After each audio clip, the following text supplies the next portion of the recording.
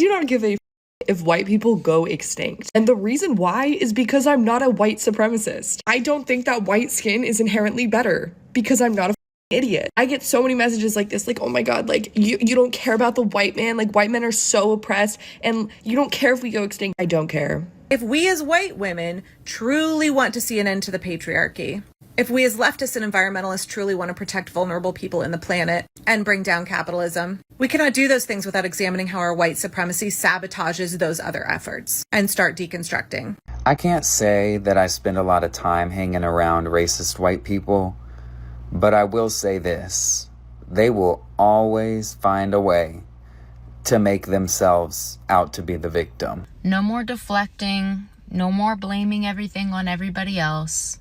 Let's confront ourselves. White people in America, our history is so extremely violent. Now hold up.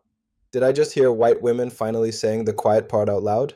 That white supremacy has never made them better than black folks, and that it's time to disown it? Oh, now, this is interesting. Because for centuries, whiteness has been a golden ticket to unearned privilege, unchecked violence, and unaccountable power. But now that the empire's cracks are showing, suddenly everybody wants to talk about it.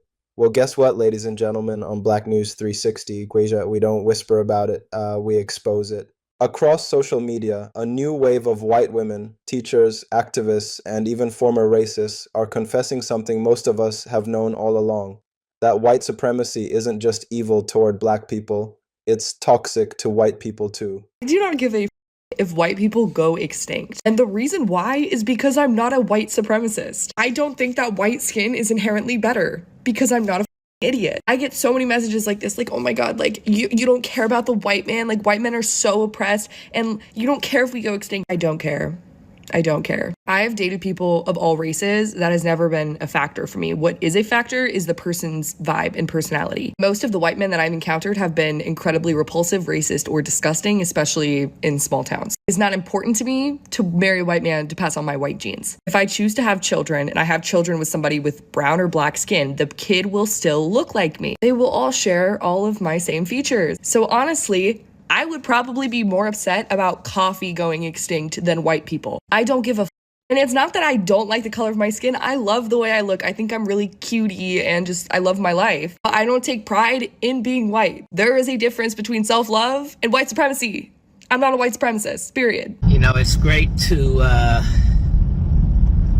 see all these white women especially, and white folks in general, more and more just coming out, you know, against white supremacy culture, against racism, you know, talking about change and the things that need to occur. And one of the things I want to be cautious of as we move forward in this idea of change is, what are we changing? Because one of the things that white folks don't like, good, bad, and indifferent, left or right, is we don't like to be treated the way we treat other white folks, right? We don't like it when you try to control the narrative or use the power to define on us. How dare you tell me what this means? Yet we do it all the time. That's how we've coerced and manipulated a lot of these changes, even in the civil rights movement. Freedom became decided by us as an assimilation into our culture instead of freedom to be your own culture. So we don't like when our freedoms are restrained. We don't like when somebody defines for us what we believe in and if we're a good person or not. We can't be the ones leading the way in this until we learn another cultural approach. And that's difficult, right? Claire says everything is white supremacy to you. White women cannot handle this reality. Yes, it is. We live in a settler colonialist white supremacist system. So it should not surprise you that the ways that white people have an advantage and seek to oppress and control and exploit people of color comes back to white supremacy. And that's really uncomfortable for us as white women to hear, because we want to push to the forefront our marginalization under a patriarchal system, failing to understand that that system is threefold: patriarchy, capitalism, white supremacy. and how at the end of the day, we will prioritize our whiteness and the advantage that that gives us over solidarity with women of color. This is what Rebecca's been trying to educate y'all on. If we as white women truly want to see an end to the patriarchy, if we as leftists and environmentalists truly want to protect vulnerable people in the planet and bring down capitalism, we cannot do those things without examining how our white supremacy sabotages those other efforts and start deconstructing. They're realizing that you can't build peace on lies, can't raise families on denial, and can't build a future on centuries of stolen labor, stolen land, and stolen lives. For decades, whiteness has been sold as protection, as identity, as superiority. But when the bill for that delusion finally comes due, even the ones who benefited from it start feeling the collapse. Now, this is where it gets interesting. See, when you have white women publicly saying they're tired of being complicit in white supremacy, that's not just a confession, it's a cultural shift. For centuries, the fragile white woman image was used as the moral cover for racial violence, from lynchings justified in her name to laws written to protect her purity while destroying Black lives. And now she is saying, we were wrong. You see, that's the start of healing, but it's also the start of truth-telling. Because the violence she's talking about isn't just physical, it's political, cultural, and generational. It's in redlining, it's in education, it's in police budgets that protect privilege but not people. Now, let's be clear, this awakening didn't come out of nowhere. It's happening because white supremacy has turned inward. The same system that created racial hierarchies now eats its own, making white folks fear diversity, fear democracy, fear their own damn shadow. One of those white creators said something powerful. You aren't losing because somebody else is safe and cared for.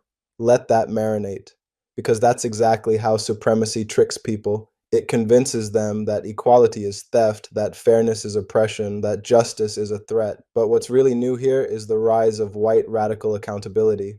White folks saying, we benefit from a system that hurts others, and we can't call ourselves moral until we dismantle it. That's not guilt, that's maturity. That's what real allies sound like. Okay, white people, let's talk about it again. Let's keep talking about white supremacy and accountability. The reason why I want to have conversations with white people about white supremacy is not because I want people to carry this massive load of white guilt or because I think every single white person alive is racist. I don't think that. I want to have these conversations because if nothing changes, nothing changes. And I truly believe that it's our responsibility as white people who hold the privilege to dismantle the systems that we benefit from that harm others. So I made a video the other day talking about taking accountability as white people for our own history of violence and confronting ourselves and confronting the systems that we built that exist in this country today that have vastly different health outcomes and behavioral outcomes for different people. And pretty predictably, a lot of the responses that I got from white people were avoidant, dismissive, in denial, and pretty much unwilling to confront the reality of how our country operates and how that impacts people who are not white, straight people. I had a lot of people saying, well, I didn't build it and I treat everybody the way that I would want to be treated, so it's not on me. And why do all of us white people have to be ashamed of being white? And color doesn't matter. And you are furthering a divide between races or just between different demographics of people that shouldn't exist by talking about this. And something that I learned actually from volunteering in prisons with incarcerated men and women is the concept of radical accountability. So accountability, I think is pretty obvious. Most people think accountability is taking responsibility for your own actions and how they impact other people, and acknowledging any wrongdoing that you've done and committing not to repeat those actions. But what I have observed and learned from the incarcerated men that I've volunteered with that are very, very committed to their paths of bettering themselves and contributing positively to the world is that radical accountability goes beyond just the individual and their own actions. It extends out to how they interact with their communities, what they want to offer their communities, and what they really want to contribute to the world that they want to help build. So the response that I heard about, well, it isn't me, when you shift your perspective, radical accountability is about looking at your surroundings, looking at your environment, looking at the community around you, and considering it partially your responsibility to uplift that community. Do I think one person can change the entire world completely on their own?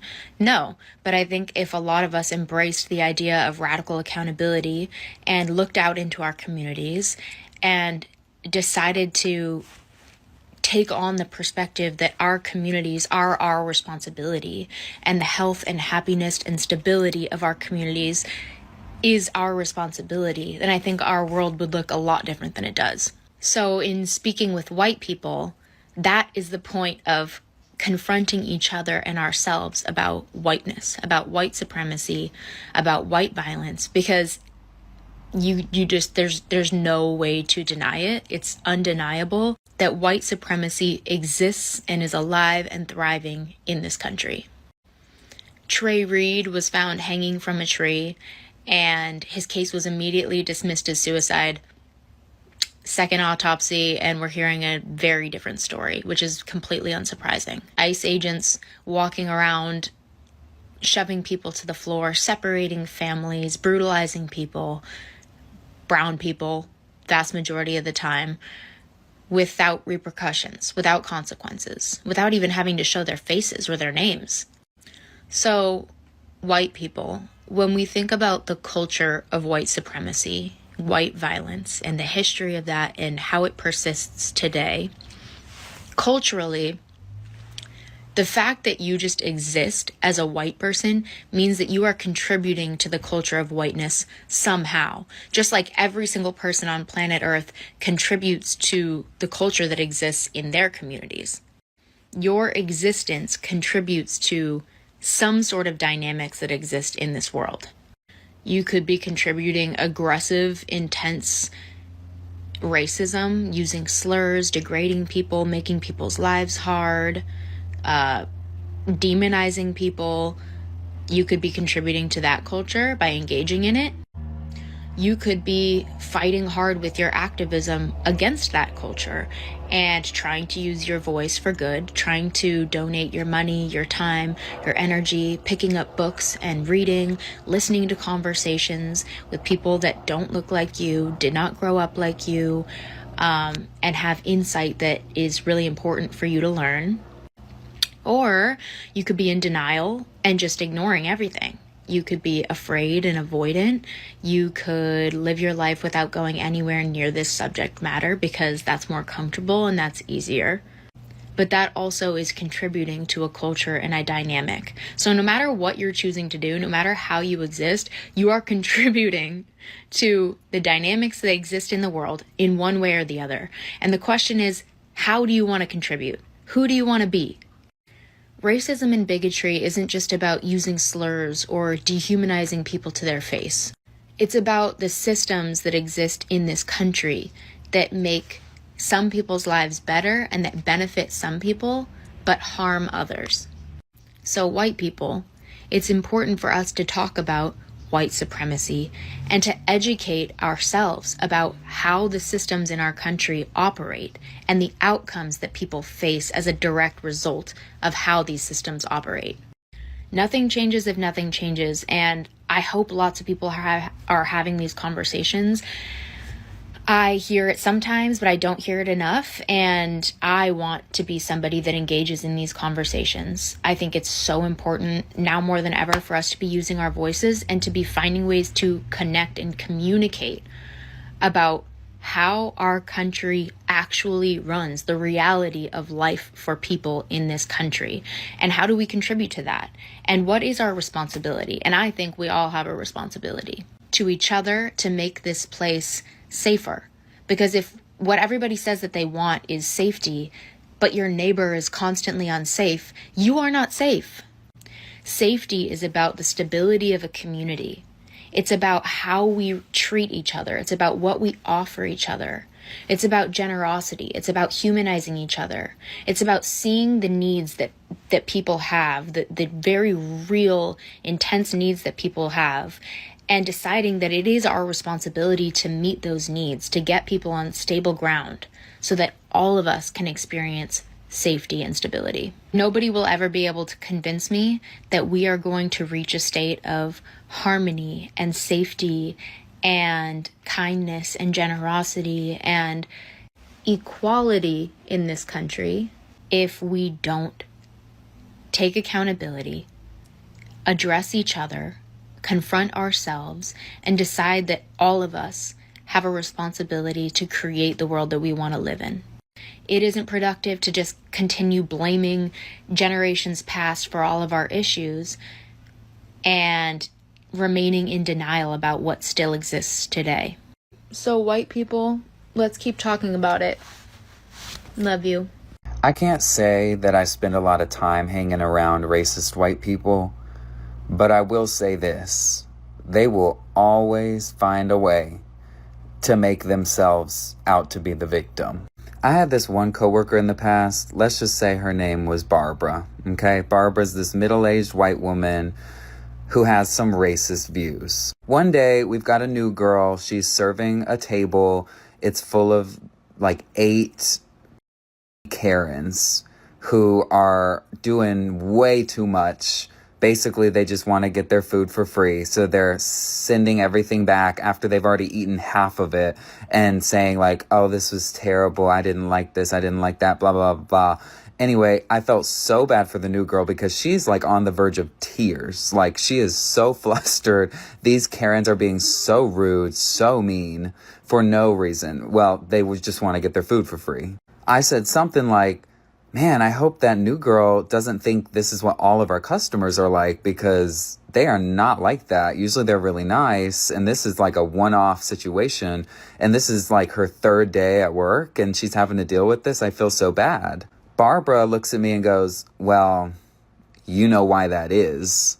And I'm over here like, no, what? And she goes, it's because they're black. Immediately, I shut it down, and I'm like, this has absolutely nothing to do with race. That is wildly inappropriate to say. Like, I can't even tell you how many white tables I've had that have acted exactly like that and worse. I said, maybe it's because they're Karens who want their food for free, but it has absolutely nothing to do with the fact that they're black. So I felt like I set the record straight. I felt like we had an understanding, right? Anyway, Barbara goes home earlier than the rest of us. She took that opportunity to go and run and tell HR that I was discriminating against her as a Wisconsinite. Now, let me tell you what really happened. Barbara thought I was going to go to HR and tell on her for being racist. So she thought, let me go to HR first and report Axel first. Because then, whenever Axel reports me for being racist, it's going to seem like he's just making it up. And he's just mad that I reported him. So now he's making up a bunch of bullshit. And it's just retaliation. Very sneaky, very sneaky. Oh, the racist whites will always do that, won't they? They will always try to turn themselves into the victim. I ended up getting suspended for a week without pay, okay? And I lived paycheck to paycheck at the time, so that they could do an investigation into me and interview a bunch of coworkers and see if I was discriminatory against Wisconsinites. The most ridiculous thing I've ever heard. All because Miss Barbara couldn't take accountability when she was caught in the act being racist. Don't worry, I ended up getting her back. She ended up quitting because she was like super embarrassed by the end of all of this. So anyway, we got her back. I'm not going to go into all of that, but we got her back and she learned her lesson, okay? I ended up really like laying into her. But anyway, just to my point, I was thinking about that today. And I was like, man, the lengths that these racist white people will go to rationalize and excuse their racism, to justify their racism, and to avoid taking accountability whenever they get caught in the act. Hey, white people, we need to have a talk. And this isn't all white people. This is the white people who are giving me a hard time today. So here's what y'all either don't know or forget. I've been watching, observing with eyes wide open, other white people for 51 years. For 34 of those 51 years, I have loved a black man. When that happened, my eyes became even more wide because I realized, even though I had seen it before, but I realized in real time how racist, how biased, how prejudiced most white people are. I'd walk into new spaces and people wouldn't know that they needed to censor themselves yet. So they would just let it fly and they would speak freely and I would be offended. And at the time, when I was young, I didn't know what to do with that. I'd get upset and I'd cry. I'd remove myself from the situation, but I didn't know how to stand up for the situation. And mostly that was because the people that were saying these horrific things were people I thought I liked and trusted. And then I realized I can't like and trust you anymore. So it was hugely disappointing. As I learned and grew, I understood that I have a voice and I can speak up, and you see me on here all the time talking about all kinds of anti-racism work that I do. So, I learned how to deal with that and how to open my mouth and say something. You might remember that at my last job, I was there for over 20 years. So the first few years, I heard some derogatory things, and then people learned who I was and said, "Ooh, we can't say those things in front of Tracy." So I foolishly thought that maybe the world was changing because people didn't say that stuff around me anymore.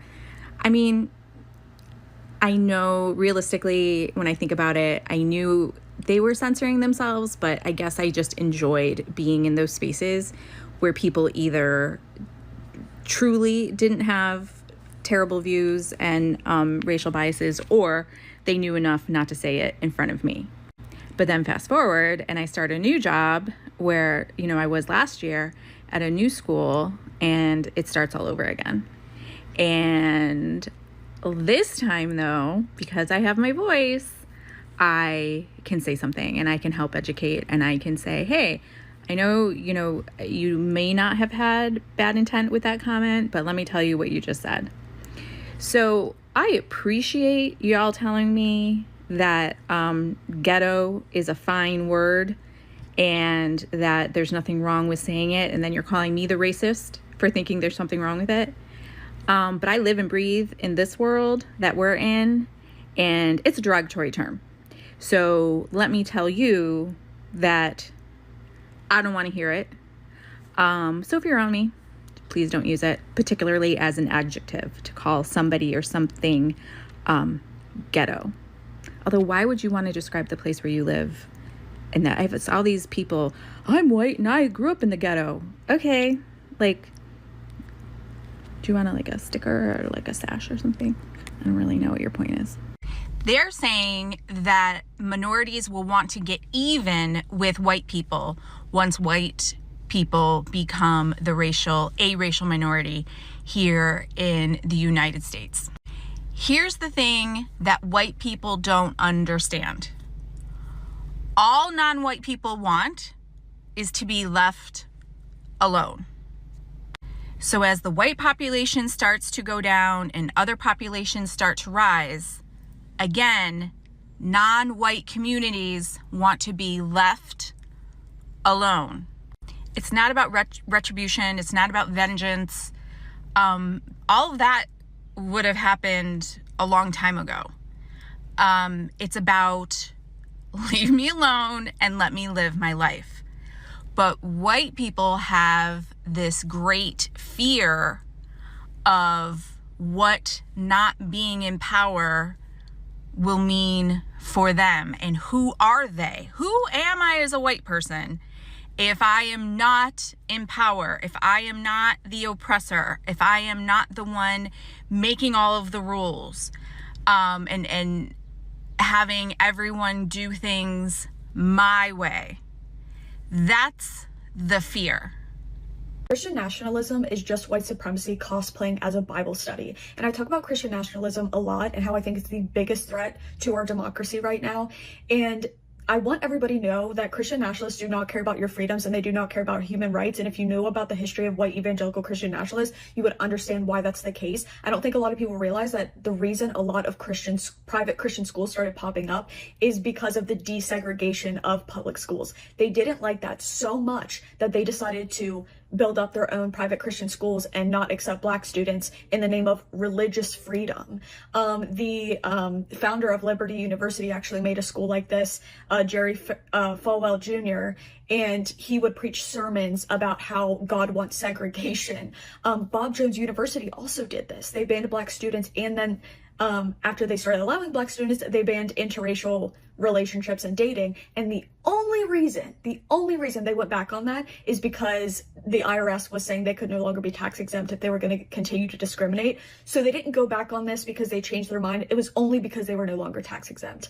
And I want it to really sink in that these schools started not because they wanted to teach these kids about the love of Jesus, but because they didn't want a Black child sitting next to their white kid. The more history you learn about white evangelicalism, Christian nationalism, the more you realize how serious of a threat it is to our freedoms and human rights. Yet, I'll say this, confession without reconstruction is just performance. We don't need apologies, we need action. Because racism isn't a feeling, it's a structure. So if you're truly disowning white supremacy, then disown the systems it built. That means school boards that whitewash history. That means corporations that profit off Black culture but won't pay Black creators. That means churches that preach love but practice segregation. And while they're having these realizations, Black folks been saying this for generations. We've written the books, marched the streets, and bled for these truths. So welcome to the conversation, but don't act like you discovered it. So when white women say they're disowning white supremacy, let's hold them to that, because disowning means giving up the inheritance, the benefits, the silence, the privilege. Real solidarity means using your voice when it's uncomfortable and your privilege when it's powerful, because until the system that made whiteness a weapon is dismantled, every confession is just talk. And as always, this is Mr. Black, and you're watching Black News 360, where we don't just report the news, we decode it.